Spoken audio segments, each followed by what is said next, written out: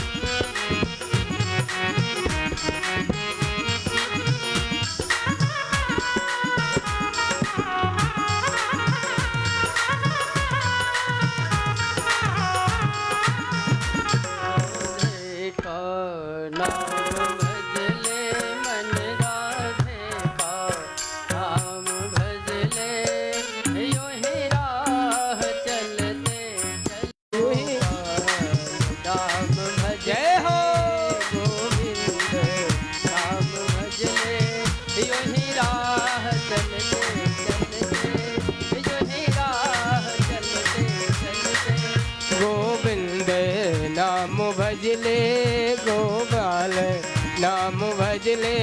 यूं ही राह चलते चलते, यूं ही राह चलते चलते, यूं ही राह चलते चलते, यूं ही राह चलते चलते, गोपाल नाम भज ले गोविंद नाम भज ले, गोविंद नाम भज ले, गोपाल नाम भज ले।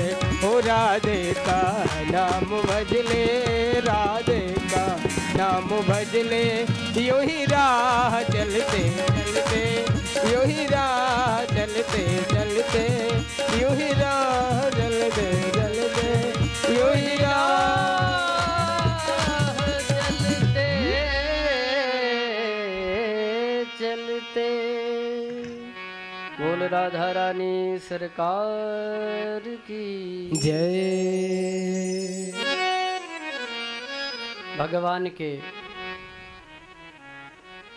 मंगल में चरित्र में अपने मन को लगाते हैं और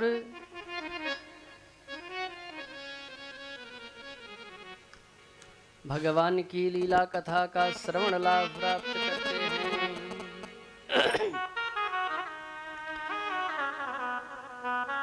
भागवत जी क्या हैं? भागवतः इति भागवतम, जो भगवान का है वही भागवत है।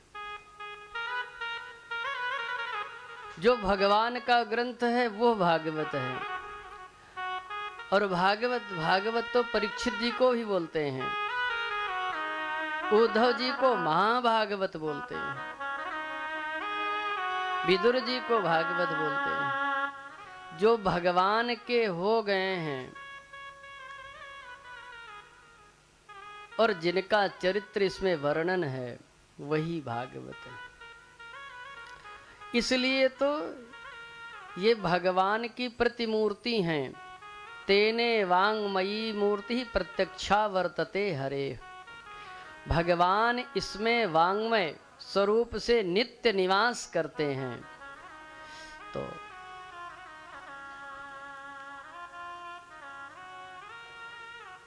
भगवान में श्रद्धा जरूर रखना चाहिए। और यदि श्रद्धा हम नहीं रखेंगे तो फिर हमें उतना आनंद प्राप्त नहीं होता है। अच्छा, श्रद्धा का आधार हमारा धन नहीं हो सकता है। श्रद्धा का आधार धन नहीं है, श्रद्धा का आधार वैभव नहीं है, श्रद्धा का आधार आपका स्वरूप भी नहीं है।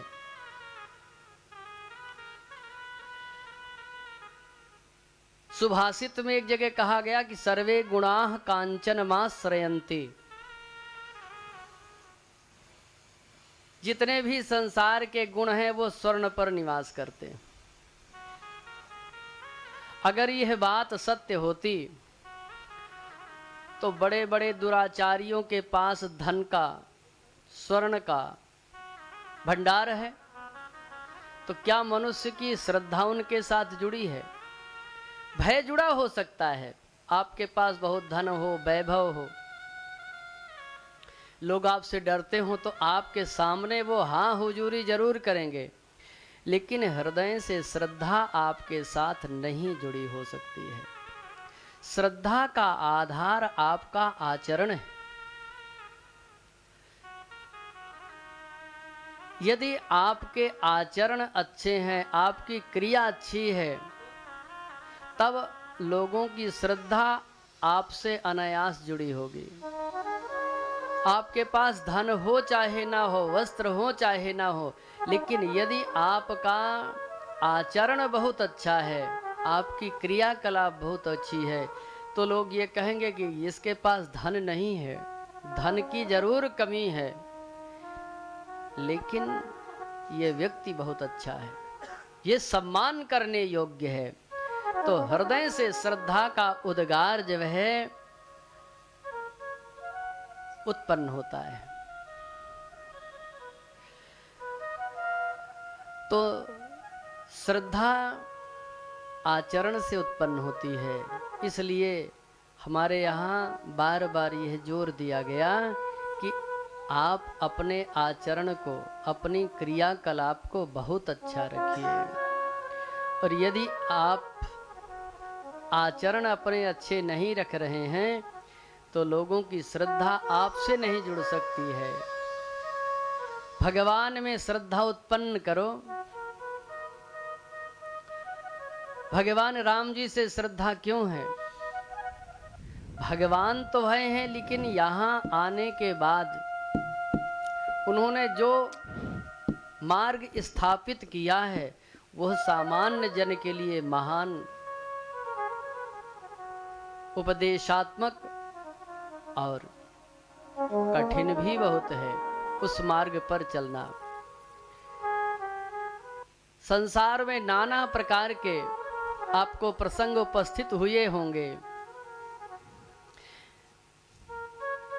महाभारत काल में देखो तो राज्य के लिए ही युद्ध हो गया और आपस में दोनों भाई युद्ध कर लिए। लेकिन रामायण काल में आप जाएं, भगवान राम जी के समय, तो वहां केवल त्याग के लिए, इस राज्य को मैं नहीं लूंगा, यह आपका है, यह हमारा नहीं है। ऐसा कोई संसार में मानव जल्दी मिलने वाला नहीं है। भगवान राम इस मानव तन पर आए तो यह आदर्श उपस्थित किया कि भाई युद्ध के लिए नहीं है, भाई तो ऐसी वस्तु है जिसका परित्याग किसी काल में नहीं किया जा सकता। इतना बड़ा साम्राज्य तृण के समान छोड़ करके चले आए राम जी, और भरत जी मिले हुए राज को ठुकरा करके भगवान की शरण में आ गए कि उस राज्य का मैं क्या करूंगा जो भाई से हमको जुदा कर दे। इसलिए भगवान की कथा नित्य श्रवण करना चाहिए। क्यों? बोले ये कथा हमको ये सिखाती है कि हमें जीवन किस तरह से जीना चाहिए।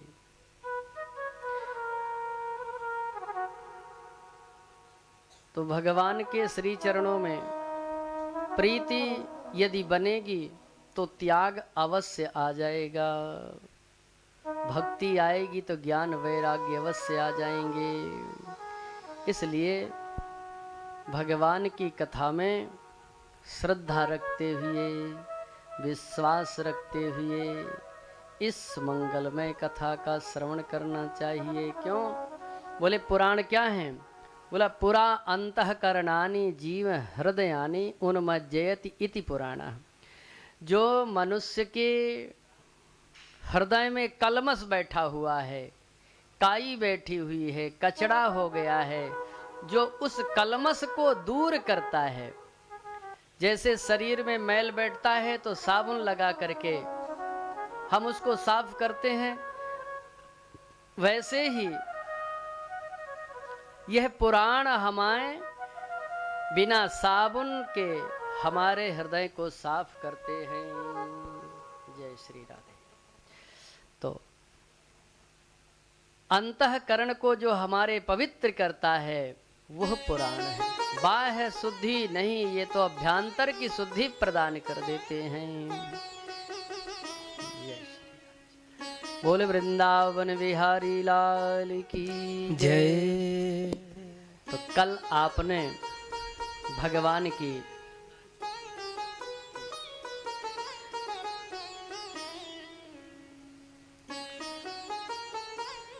हमने भगवान की कथा में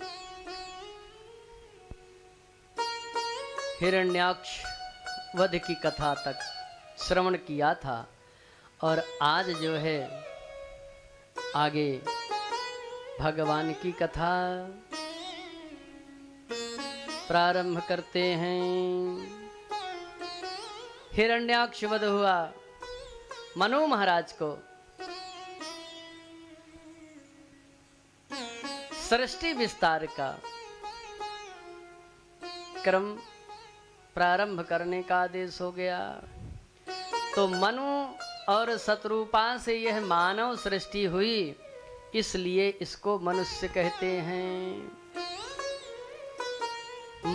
ये मनुष्य जो है, मनुते भे मनुष्य मनुराया ताते मानुष नाम कहाया। तो मनु महाराज को दो पुत्र हुए, उत्तानपाद और प्रियव्रत, और 3 कन्याएं, आकुति देवहूति चा प्रसूति रीति विश्रवा। आकुति, देवहूति और प्रसूति। आकुति का विवाह रुचि प्रजापति के साथ हुआ, प्रसूति का विवाह दक्ष महाराज के साथ, और देवहूति का विवाह करदम जी के साथ हुआ। ये करदम जी ब्रह्मा जी के पुत्र हैं, और करदम जी को भगवान ने आदेश दिया, भैया आप जाओ और जा करके मनु महाराज की जो पुत्री हैं देवहूति, उनके साथ विवाह कर लेना। लेकिन मनु महाराज ने कहा कि नहीं, पहले हम वर देखेंगे। ब्रह्मा जी ने कहा कि नहीं, वर तो देखे दिखाए हैं, आप तो जाना उनके यहाँ, विवाह करके चले आना। लेकिन करदम जी ने कहा कि विवाह तो कर लेंगे, लेकिन विवाह करना तो सहज है, लेकिन उसका निर्वाह करना बड़ा कठिन है। गा बजा करके विवाह तो हो जाता है, लेकिन विवाह के बाद बड़ी समस्या है। अगर अच्छी कमाई नहीं है तब तो समस्या ही समस्या है। रोज के नए नए आदेश होंगे, आज ये चाहिए, आज ये चाहिए, और नहीं है तब झगड़ा। इसलिए उन्होंने कहा कि पहले हम संपत्ति अर्जित करेंगे। तो उस समय कौन सी संपत्ति अर्जित की जाती थी? उस समय तो ब्रह्म वर्चस्वी होते थे, ब्राह्मण तपस्या करते थे। करदम जी ने तपस्या प्रारंभ किया, और जब तपस्या किया भगवान प्रकट हो गए।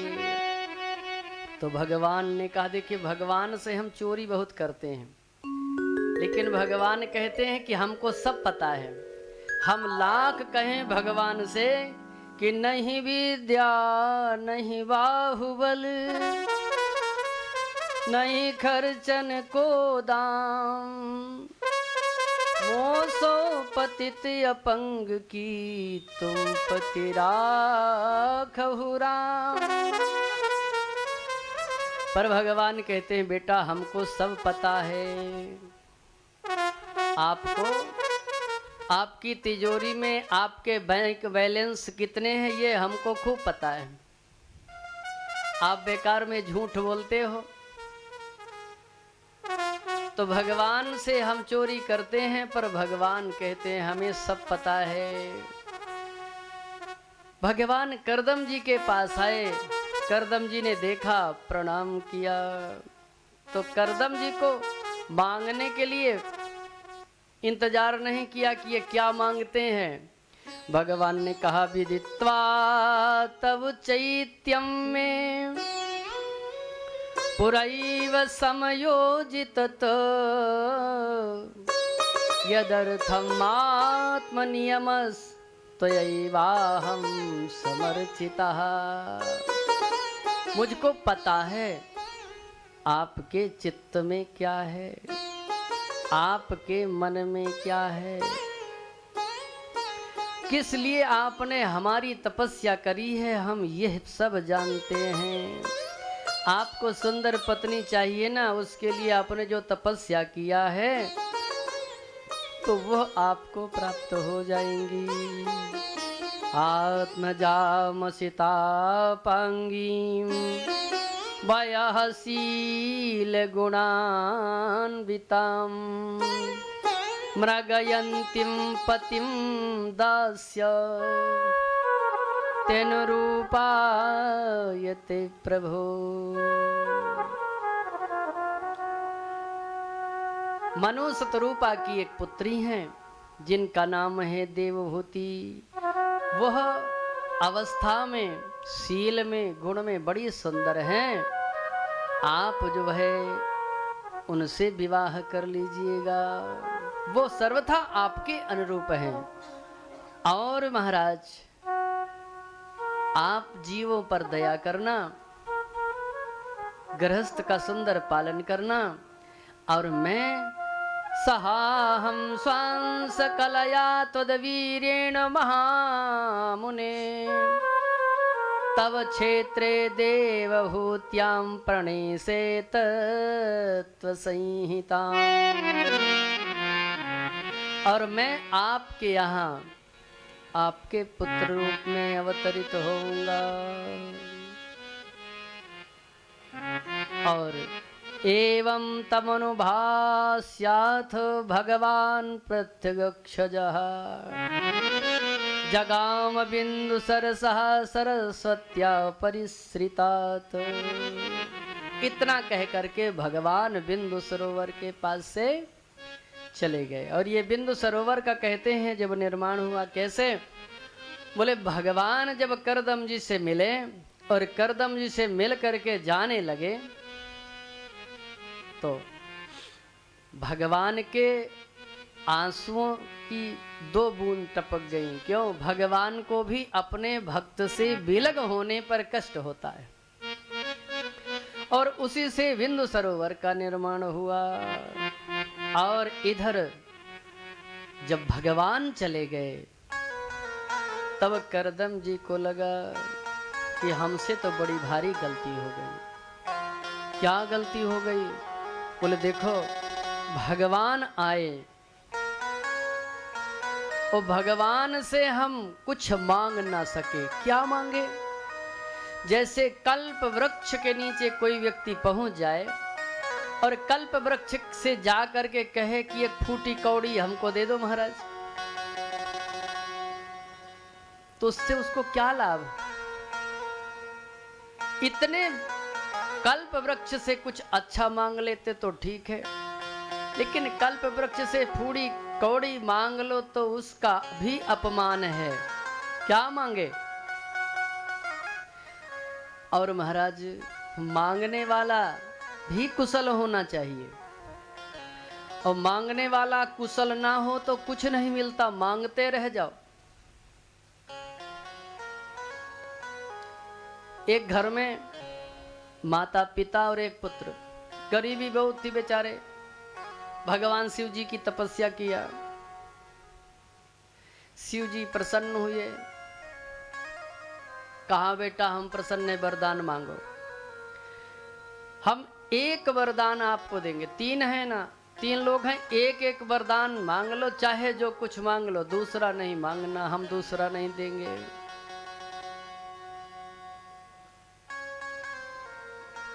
तो सबसे पहले बुढ़िया माता जी को कहा गया कि आप वरदान मांगो, क्या चाहती हो? नहीं तुम झगड़ा करोगी कि पहले अपना मांग लिए, हम कुछ मांगने नहीं पाए, ये हमको मांगना था। तो माता जी ने कहा कि भगवान मैं क्या मांगू, मुझे तो लगता है कि बुढ़ापे में बड़ा कष्ट होता है, तो आप ऐसा करो महाराज कि हमको 16 साल की बना दो, और कभी हम बुढ़ाए नहीं, 16 साल की बनी रहें, बस काम धाम करके पैसा रुपया तो कमाती रहेंगी।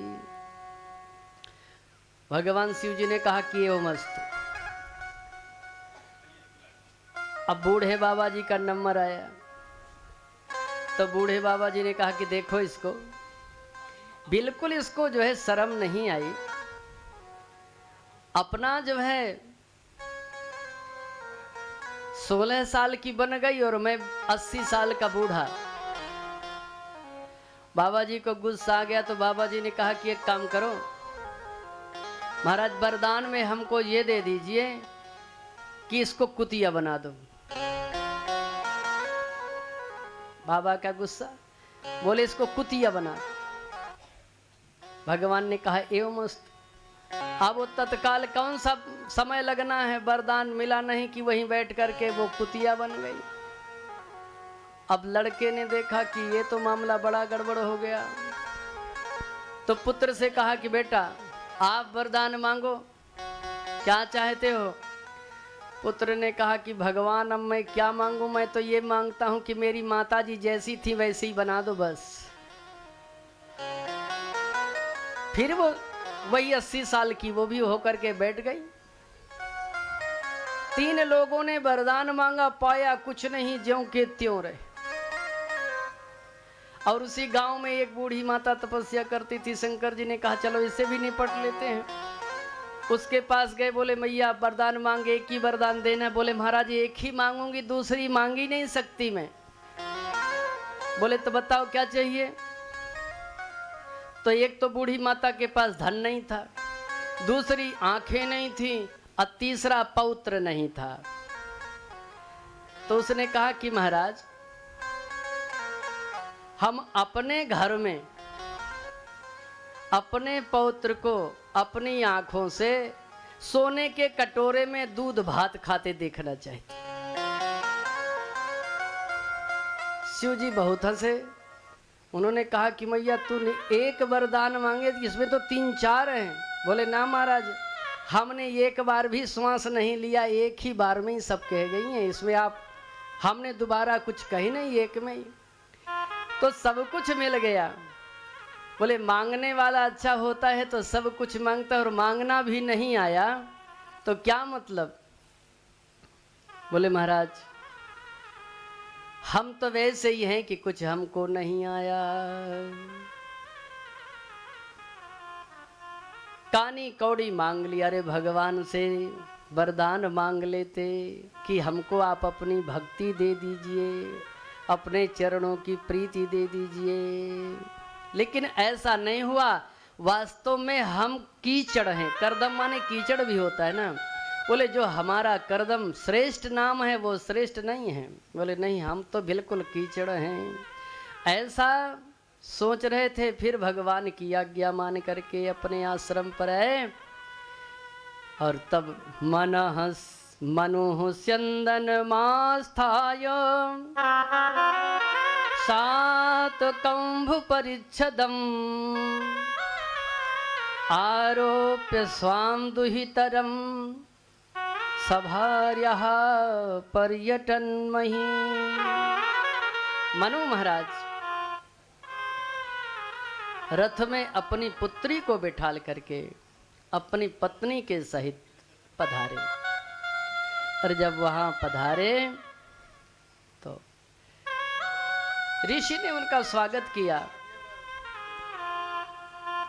और उन्होंने कहा कि महाराज आपका जो चंक्रमण है, नूनम चंक्रमणम देव सताम संरक्षणायते, आपका ये जो चहल कदमी है, आना जाना है, तो संतों की सज्जनों की रक्षा के लिए है। महाराज आप हमारे आश्रम पधारे हैं तो बताइए हम आपका क्या स्वागत करें।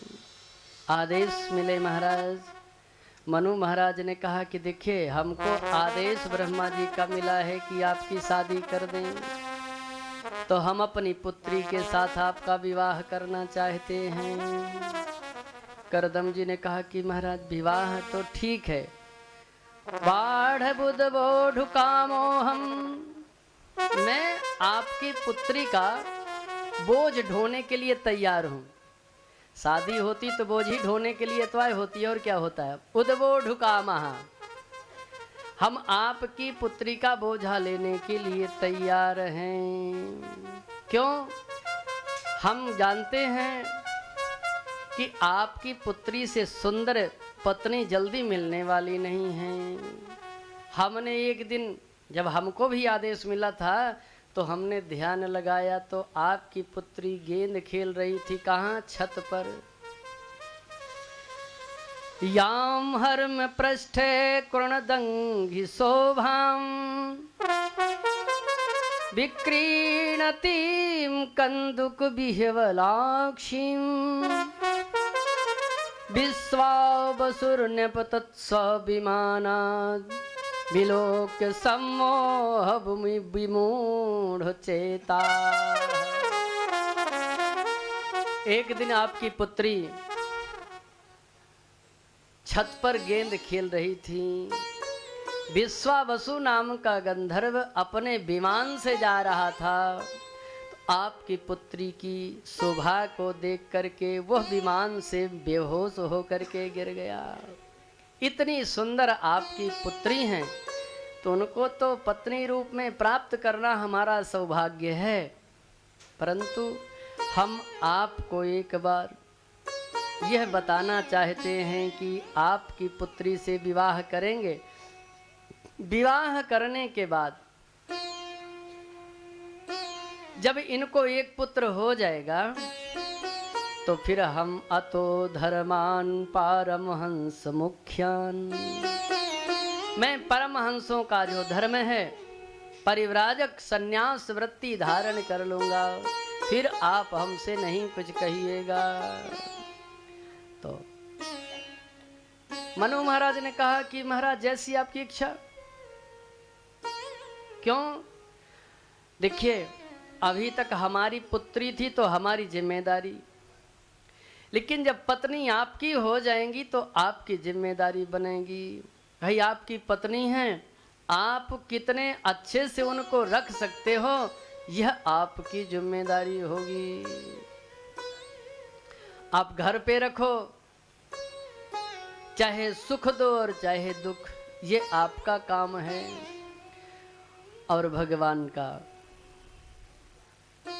अनुग्रह प्राप्त जिन ऋषि को है उनके साथ विवाह कर दिया।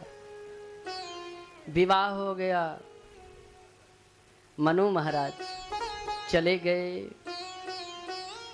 और इधर देखिए ये गृहस्थ जीवन की बड़ी सुंदर कथा है, और यह एक ऐसी कथा है पति और पत्नी में समृद्धि का बहुत बड़ा अंतर है। पत्नी उस घर से हैं जहां पर सेवकों की गणना ही नहीं हो सकती है। एक छत्र सम्राट हैं, उनके घर की पुत्री हैं, और विवाह कहाँ हुआ है? जहां जंगल में रहने वाला एक ऋषि, एक कुटिया, कुश की चटाई और कमंडल छोड़ करके कुछ नहीं है, ऐसी जगह उस पुत्री का विवाह करके मनु महाराज चले आए। लेकिन वो पुत्री क्या करती हैं? देखिए, विवाह कभी थोड़ी से नीचे ऊंचे हो जाए तो ये कथा हमको बताती है कि मायके के गुणगान पे नहीं रहना चाहिए और ना मायके के भरोसे रहना चाहिए। माता पिता हैं जब तक तब तक कुछ देते लेते रहेंगे, और माता पिता चले गए, भाई भौजाई रह गए, तो फिर आपका और भौजाई का जैसा अच्छा संबंध होगा उतना ही सम्मान मिलेगा। आपका संबंध अच्छा नहीं होगा तो माता पिता के समय की बात अलग थी, अब थोड़ी समझ के रहने होंगे। बोले पृथिव्याम प्रस्थिति साध्वी पतिमिंगित को विदा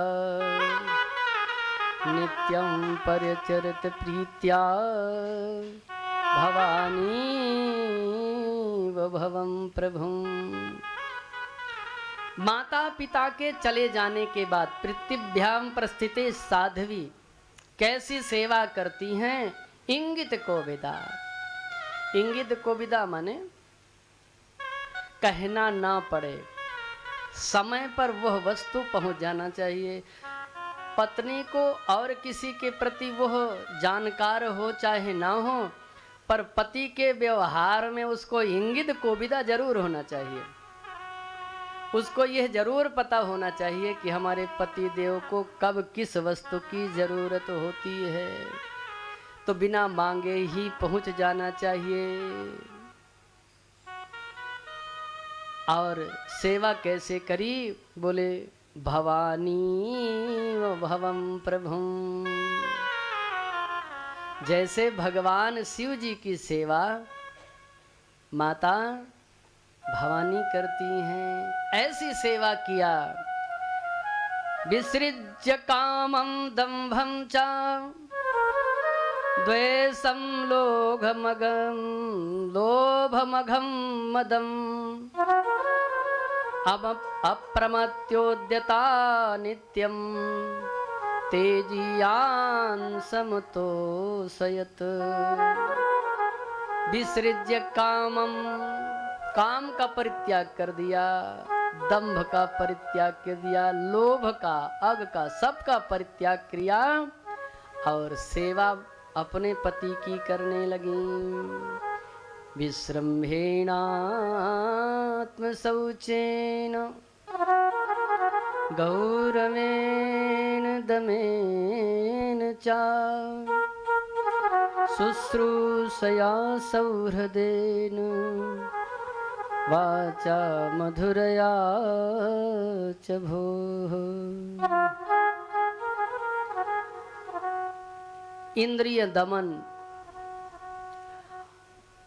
गौरवेण। देखिए, ये जो शब्द आया है गौरवेण, इसका बहुत ध्यान करना चाहिए। क्यों? ये बड़ा प्रभावशाली है। बोले पति चाहे जैसा हो, लेकिन पत्नी को अपने पति के ऊपर हमेशा गौरव होना चाहिए कि जितना अच्छा हमारा पति है, संसार में कोई उसकी बराबरी कर ही नहीं सकता है। और हमेशा इंद्रियों को बस में करके चलना चाहिए। हमेशा अपनी इंद्रियों के पीछे नहीं चलना चाहिए। मान लो लोभ की वृत्ति आई, हमारे घर में कुछ नहीं है और हम पति को रोज कहें कि महाराज हमको झुमके चाहिए, हार चाहिए, तो बताइए बेचारा कहाँ से लेकर के आ जाएगा? या तो कर्ज करेगा, तो आपकी जो आगे की संतान होगी उसको भरना पड़ेगा। तो इंद्रियों को बस में रखना चाहिए। इंद्रियां चाहे जो कहें, हमेशा वासना पूर्ति पे नहीं रहना चाहिए। सेवा बड़ी सुंदर करो, लेकिन अंतिम बात लिखते हैं वाचा मधुरया च भोः। वाणी मधुर बहुत होना चाहिए। यदि वाणी मधुर नहीं है तो फिर सब बेकार हो जाता है। वाचा मधुरया च भोः। आप बड़ी सुंदर व्यवस्था करो, खान पान खूब अच्छा करो, खूब सेवा करो, लेकिन लेटते लेटते आप माता पिता को, सास ससुर को दो चार सुना दो दिन भर, सेवा करी और रात के कुछ कह दिया तो वो सारी सेवा व्यर्थ हो गई। इसलिए वाणी जो है बहुत अच्छी बोलना चाहिए।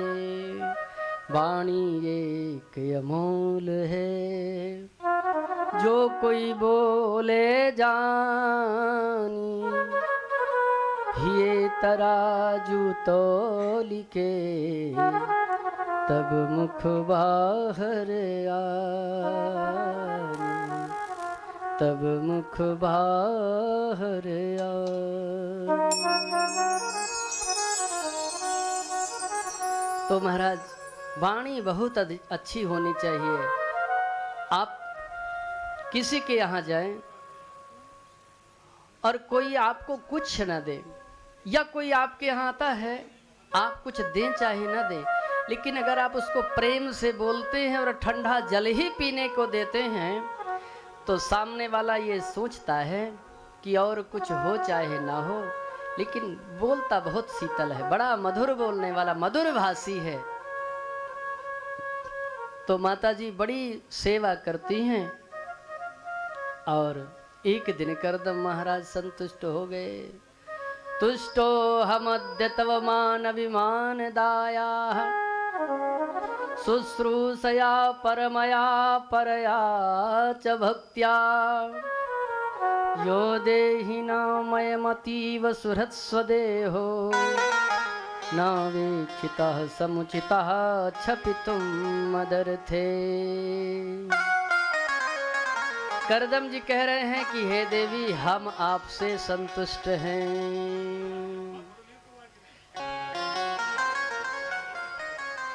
तुष्टो हमद्य तविमान अभिमान दाया। महाराज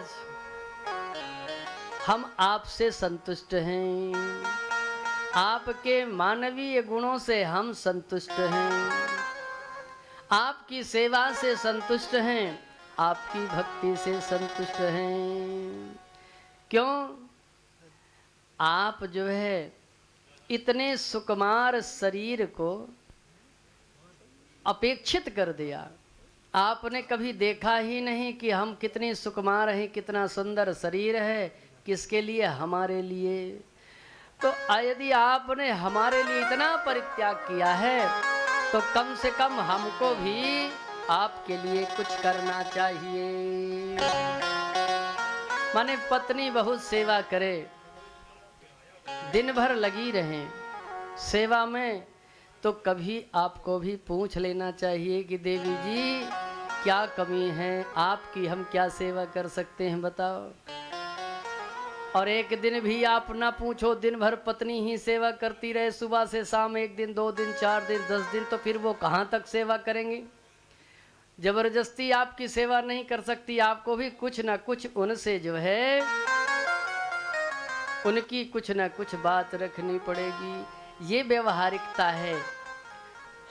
भागवत जी में कोई ऐसा पक्ष नहीं है जिसका वर्णन ना किया गया हो। तो उन्होंने कहा कि महाराज हम कुछ कह नहीं सकते। क्यों? यदि हम कुछ कहेंगे तो पतिव्रत धर्म हमें कुछ कहने नहीं देता है। लेकिन एक स्मरण आपको हम दिलाते हैं कि आप ने हमारे पिताजी से कहा था पानी ग्रहण करते समय कि आपको संतान होगी। तो संसार की हर स्त्री मातृत्व सुख चाहती है बस महाराज, और हम कुछ नहीं चाहती हैं। तो उन्होंने कहा कि देवी जी इस बात से हम अत्यंत प्रसन्न हुए, और आप बिंदु सरोवर पर स्नान करिए। जटाएं बंधी हुई हैं माता जी के, लेकिन जैसे उस सरोवर पर गई ऋषि का तपबल प्रकट हो गया।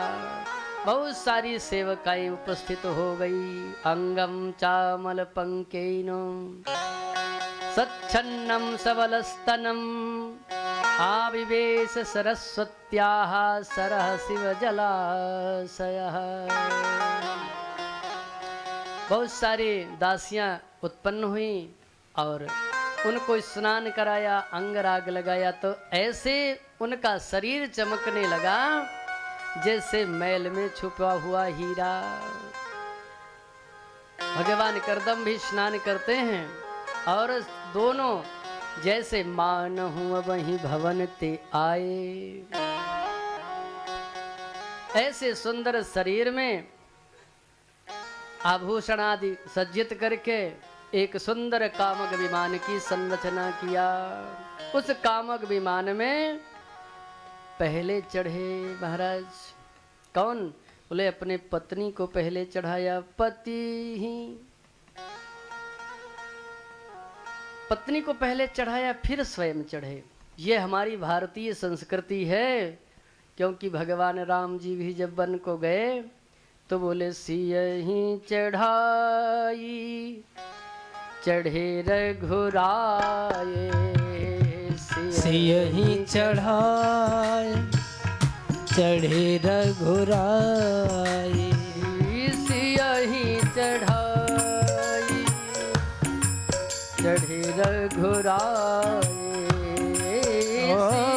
सियहि चढ़ाए चढ़े रघुराए। सियहि चढ़ाई चढ़े रघुराए।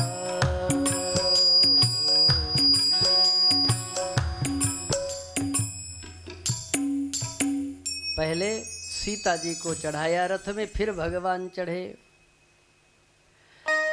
और उस विमान पर संसार की सब सुविधाएं, मन में जो आ जाए वो उपस्थित।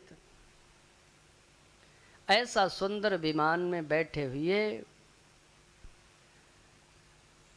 100 वर्ष तक व्यतीत किया। 100 वर्ष में 9 कन्याएं हुई इनको, और 9 कन्याएं हो गई। 100 वर्ष का समय व्यतीत हुआ तो करदम महाराज ने कहा कि अरे राम, 100 वर्ष व्यतीत हो गए, हमको पता नहीं चला, इसलिए अब हम फिर से परमार्थ साधन में जाएंगे। हमको आदेश दीजिए।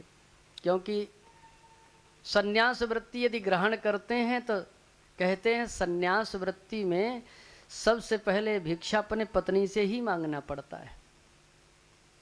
क्योंकि सन्यास में सब कुछ छूट जाता है, कुछ नहीं रह जाता। इस संसार में पत्नी का, पुत्रों का, किसी का नाता नहीं रह जाता है। स्वयं सारे श्राद्धादि कर्म करके और मनुष्य सन्यासी बनता है।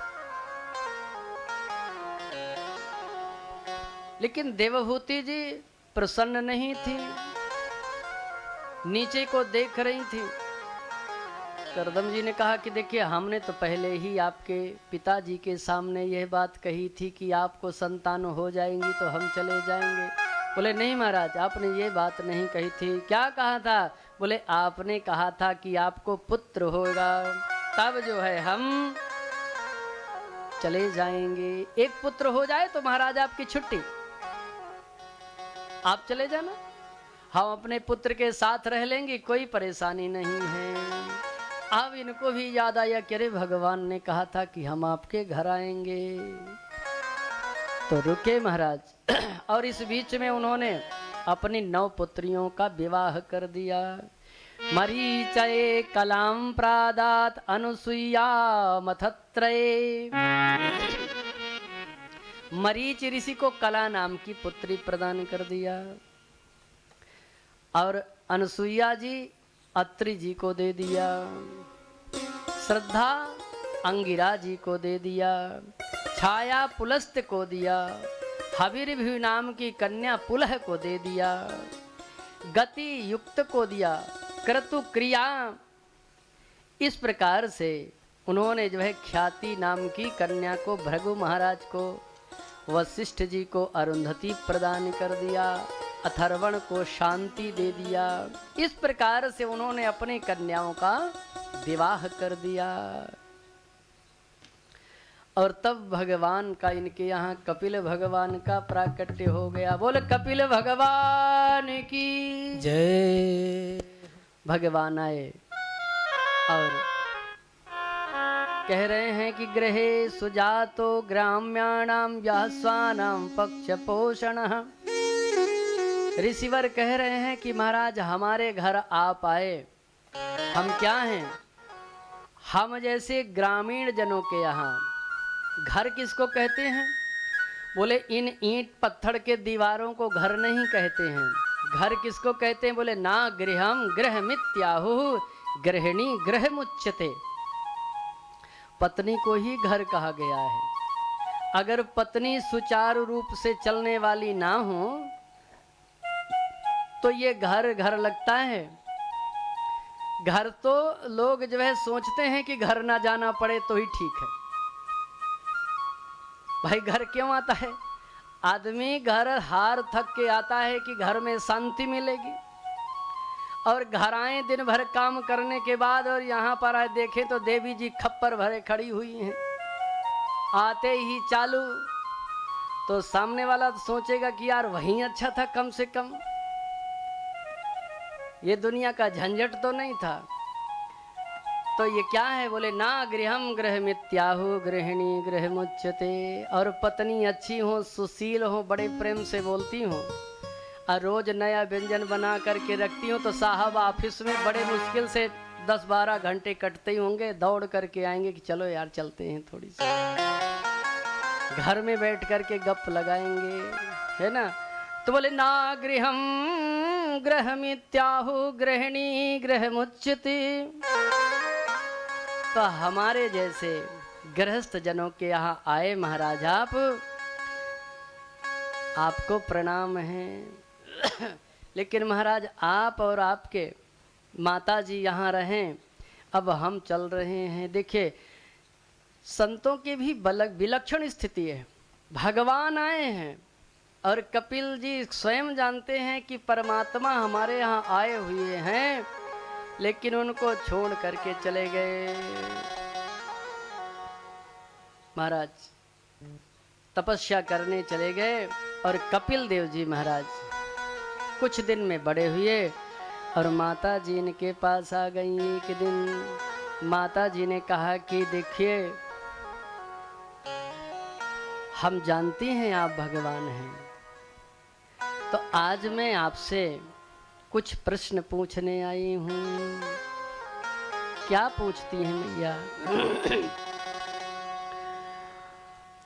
माता देवहूति कह रही हैं कि प्रभु एक बात बताओ कि हम अपने मन का करते करते थक गए, लेकिन कभी हमारी जो इंद्रियां हैं वो तृप्त नहीं हो पा रही हैं। असितेंद्रिय तरसनात्, मृत्यु के कगार पर हम आ जाते हैं, बुढ़ापा हो जाता है, कुछ कर नहीं पाते हैं, फिर भी जो हमारी संपत्ति है, जो धन है, वो हम पुत्र और पुत्र वधू को जब तक मर नहीं जाएंगे तब तक नहीं देंगे, कुछ भी हो जाए।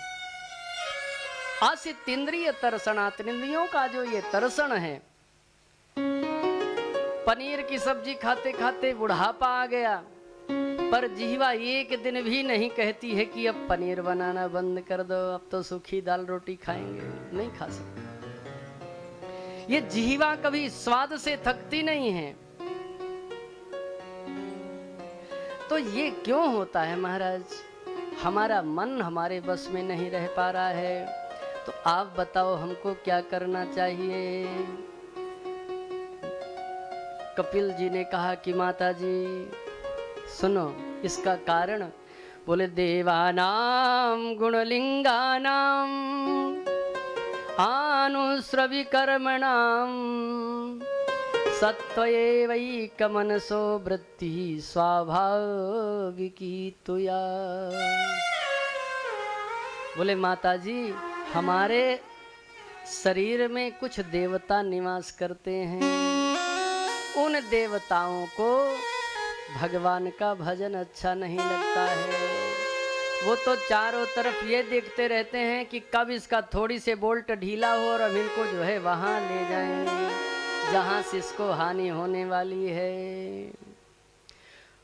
बोले मैया इंद्रिन द्वार झरोखा नाना, इंद्रिन द्वार आना, इंद्रिन द्वार झरोखा नाना,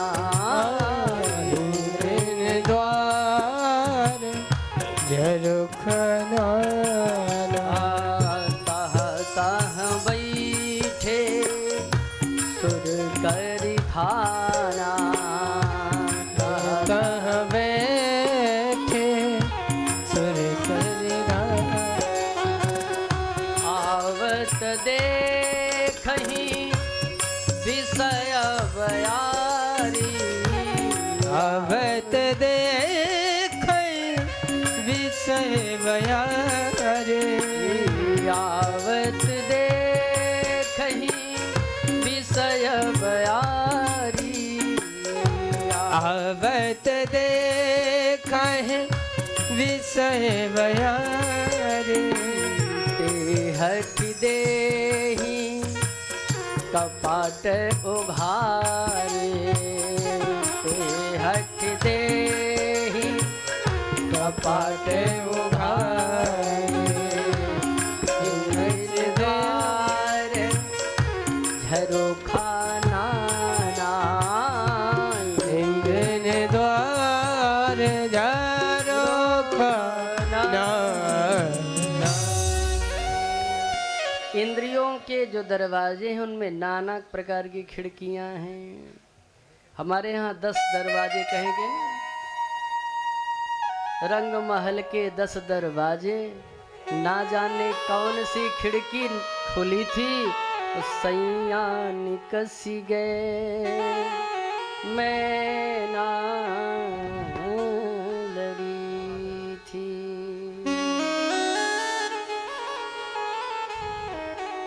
तो महाराज इन दरवाजों पर देवता बैठते हैं तो देवताओं को भगवान का भजन अच्छा नहीं लगता है, तो वासना रूपी जब भी हवा यहाँ आती है तो ये जबरदस्ती दरवाजे खोल देते हैं, और वो हवा अंदर गई नहीं कि जो ज्ञान का थोड़ा दीपक जलता है उसको भी वो बुझा देते हैं। तो फिर इंद्रियां उसी में लगी रह जाती हैं, आगे सोचती ही नहीं हैं। तो माता जी, होई बुद्धि जो परम सयानी, तिन तन चितव न अनहित जानी। यदि बुद्धि सयानी है तो उनकी तरफ नहीं देखती है और भगवान का केवल भजन करती रहती है। क्यों? बोले ये मार्ग बड़ा कठिन है। कहत कठिन समुझत कठिन साधत कठिन विवेक, होई गुणाक्षर न्याय जो पुनि प्रत्युह अनेक। कहना कठिन है, कहत कठिन समुझत कठिन साधत कठिन विवेक। कहना सुनना सब कठिन है। होए गुणाक्षर न्याय जो, गुणाक्षर न्याय क्या है? जैसे लकड़ी में कीड़ा लगता है जिसको घुन कहते हैं।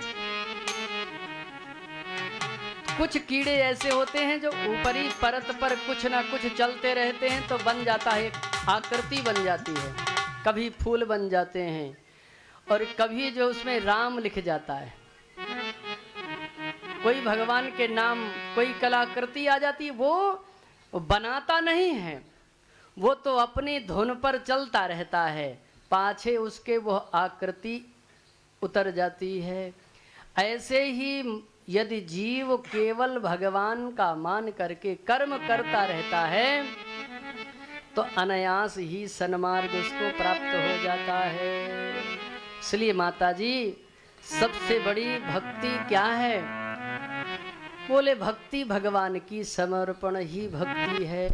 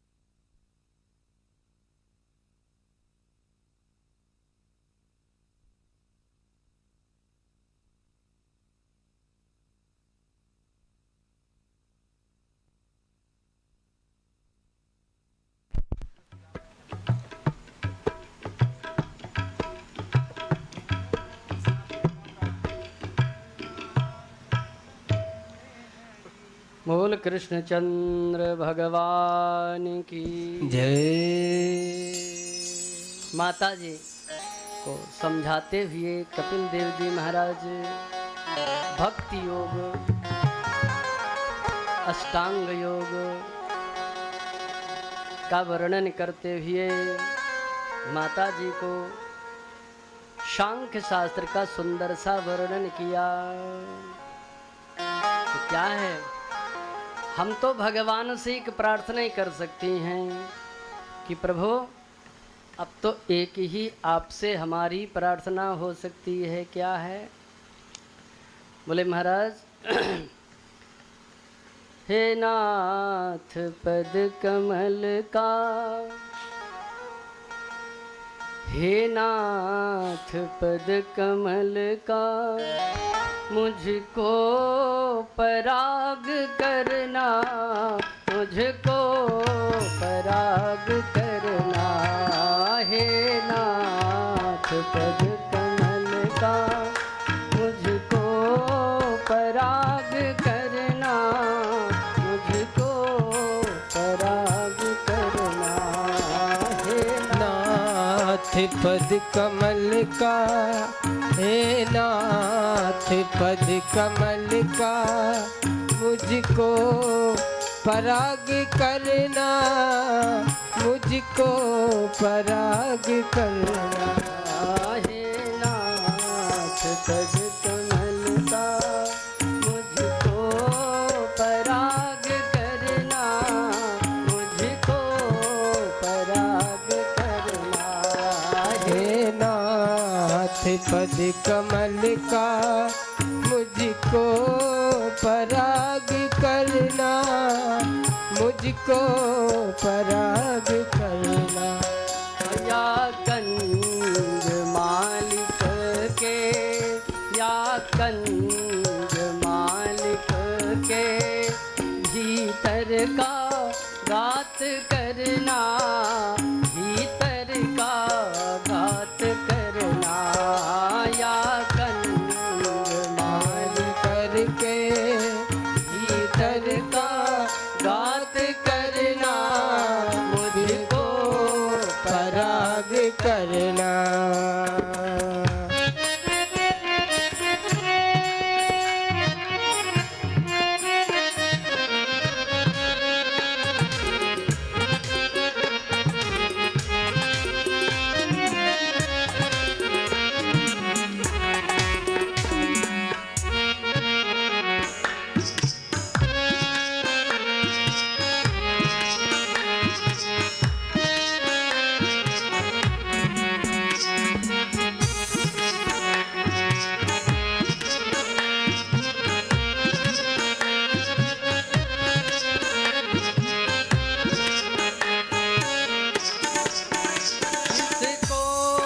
अधर पे धर के करते हो प्रेम बरसा, इसको अधर पे धर के करते हो प्रेम बरसा।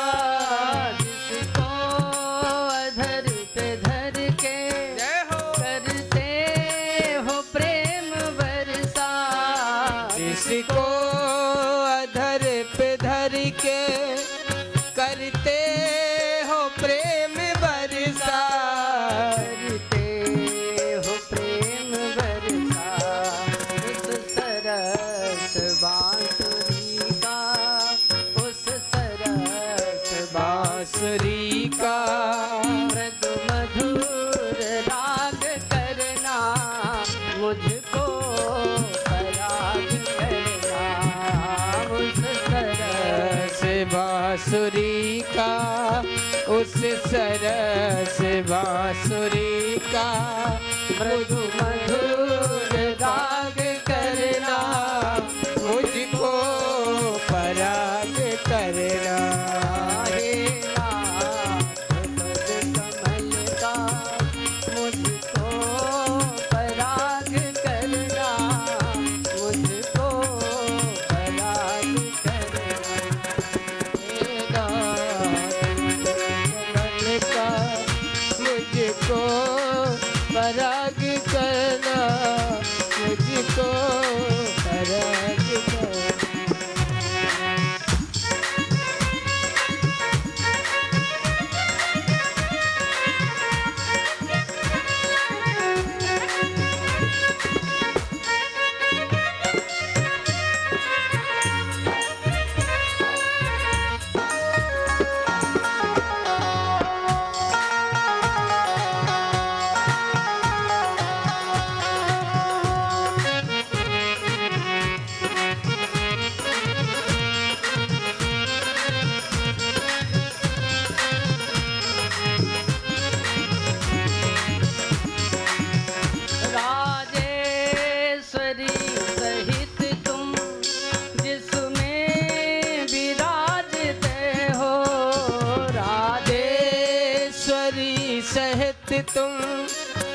जिसमें विराजते हो राजेश्वरी सहित तुम जिसमें विराजते हो राजेश्वरी सहित तुम जिसमें विराजते हो जिसमें विराजते हो जिसमें विराजते हो ब्रज भूमि की दौलतिका ब्रज भूमि की दौलतिका तरुकुंज बाग करना तरुकुंज बाग करना ब्रज भूमि की जो ओ ब्रज भूमि की तर कुंज वास करना मुझको पराग करना पर कमल का मुझको पराग करना मुझको पराग करना हे नाथ पद कमल का मुझको पराग करना मुझको पराग करना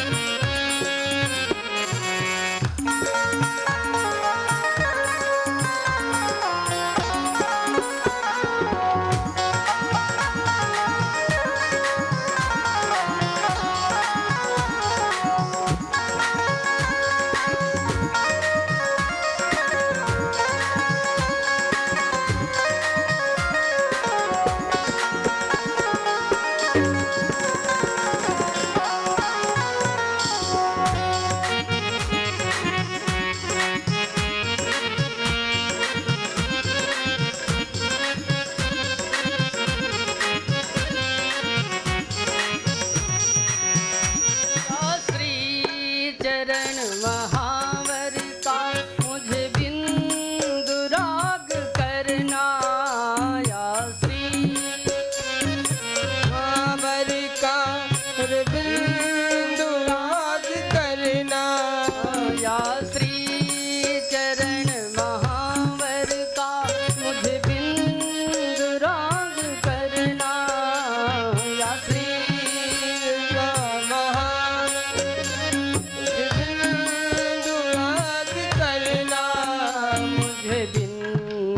राग करना मुझे बिंदु राग करना या गोपियों के सुंदर या गोपियों के सुंदर सिर का सुहाग करना सिर का सुहाग करना या गोपियों के सुंदर सिर का सुहाग करना सिर का सुहाग करना हे नाथ पर कमल का हे नाथ पर कमल का मुझको पराग करना मुझको पराग करना हे नाथ पद कमल का हे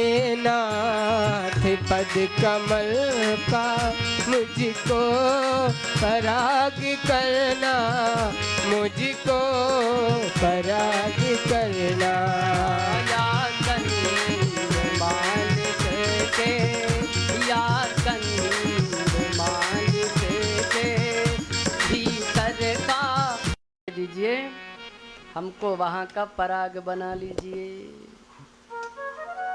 बड़ी सुंदर बिंदु जी ने भगवान की स्तुति करी और अंतिम पद तो बहुत ही सुंदर उन्होंने लिखा कि महाराज या श्री चरण महावर का मुझे बिंदु राग करना। किशोरी जी जो महावर लगाती हैं और बीच में जो बिंदु रखती है ना माताएं, वो बना देना, बिंदु बना देना।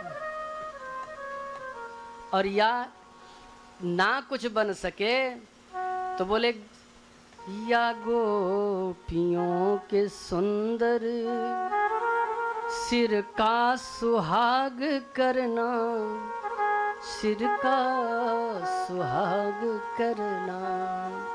या तो गोपियों का सिंदूर बना देना तो हम मांग में उनके रहेंगे। तो आप गोपियों को बहुत चाहते हो तो आपका दर्शन होता रहेगा। तो हम तो भगवान से ये प्रार्थना कर सकते हैं माता जी। तो कायेन वाचा मनसेन्द्रियैर्वा बुद्ध्यात्मना वा निःसृत स्वभावात् करोति यत् यद् सकलं परस्मै नारायणायेति समर्पयेत् तद्।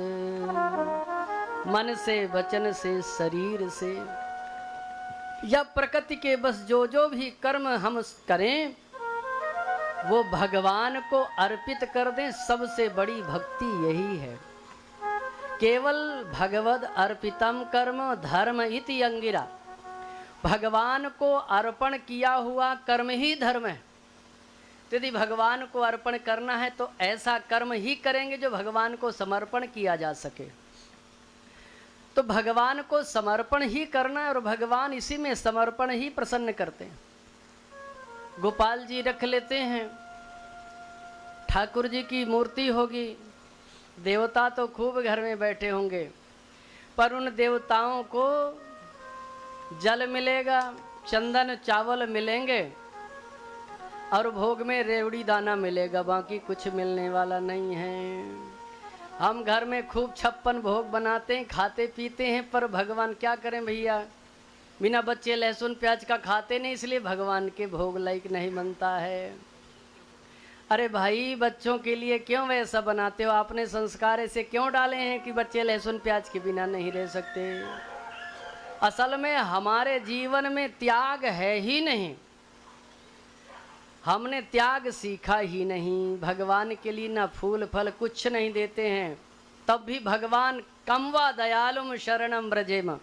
अच्छा देखो, कभी कभी सोचें अगर हम तो भगवान के लिए जो पूजन का सामान लाते हैं तो अपने लिए रेशमी वस्त्र पहन करके बढ़िया से बैठेंगे, अब भगवान के लिए धागा चढ़ाएंगे। पूजा में तोड़ करके धागा बोले वस्त्र, वस्त्र बोले धागा तोड़ के पहना। तो पंडित जी बोलते हैं कि आप जो है कारपार सूत्रम समर्पयामि, सुपारी लेकर के आते हैं तो संसार की जो बनिया की नहीं बिकती वो सुपारी पूजा के लिए देते हैं। बोले यही पंडित जी को लगती है महाराज। अब भगवान कहने आएंगे कि आप हमको अच्छी वाली सुपारी दो, अपने लिए लाते हैं तो रजनीगंधा कमला पसंद और क्या क्या राजकल आता है उसको लाएंगे, भगवान के लिए सूखी सुपारी। तब भी भगवान कहते चल कोई बात नहीं भाई, लाया तो कुछ। भगवान, इसलिए तो भगवान का नाम है दया सिंधु, कृपा सिंधु, भक्त वत्सल। भगवान कहते हैं पत्रम पुष्पम फलम तोयम यो में भक्त्या प्रयच्छति। जल फल फूल कुछ भी मैं उसको सहर्ष स्वीकार कर लेता हूँ। तुलसी दल मात्रेण जलस्य चूलुकेन चा विक्रीणातो समात्मानं भक्तेभ्यः भक्तवत्सलः। एक चुल्लू जल और एक धागा कलावा तोड़ करके चढ़ाने के लिए दिया तो राम सुखदास जी उस धागा को लेकर के रोने लगे। पंडित जी बैठे थे, 10 मिनट हो गया, महाराज जी बंद ही नहीं करें, आंसू चले। पंडित जी बार बार कहे महाराज जी धागा चढ़ा दीजिए भगवान में। सेठ जी बैठे थे, बोले गुरु जी क्या हो गया, क्यों रो रहे हो? बोले बेटा मैं ये रो रहा हूँ कि जिनकी हम भक्ति करते हैं, जिनकी हम तपस्या करते हैं, जो हमारे इष्ट हैं, जो हमारे सर्वस्व हैं, उनको धागा दिया जाता है। और मेरे लिए तू रेशमी वस्त्र लेकर के आया है, मैं रेशमी वस्त्र पहनूंगा और मेरे भगवान ये धागा पहनेंगे। मैं यही सोच करके रोता हूँ कि कितना हतभागी हूँ कि जो मैं अपने लिए रेशमी ले रहा हूँ और भगवान के लिए कलावा दे रहा हूँ, तो मुझसे दुष्टात्मा संसार में कौन होगा। वस्त्र अपने जो आए थे सब भगवान में चढ़ा दिए। बोले बेटा अब हम आपसे निवेदन करते हैं कि हमको कभी भगवान की यह पूजा में नहीं बैठा लिएगा। तो भगवान के लिए हम त्याग नहीं कर पाते हैं और केवल समर्पण ही करना है, ज़्यादा कुछ नहीं। असल में हमने आचरण सब बंद कर दिए, माताओं का कहना मानना छोड़ दिए। अब तो चरण पादुका पहने पहने जो है रसोई में जाते हैं, इन्हीं को पहने हुए बनाते हैं और इन्हीं को पहने पहने सबको खिलाते हैं। और रसोइया की मर्यादा टूट गई। रसोई में गए, सब्जी बनी है तो कहो सब्जिए बस पालें।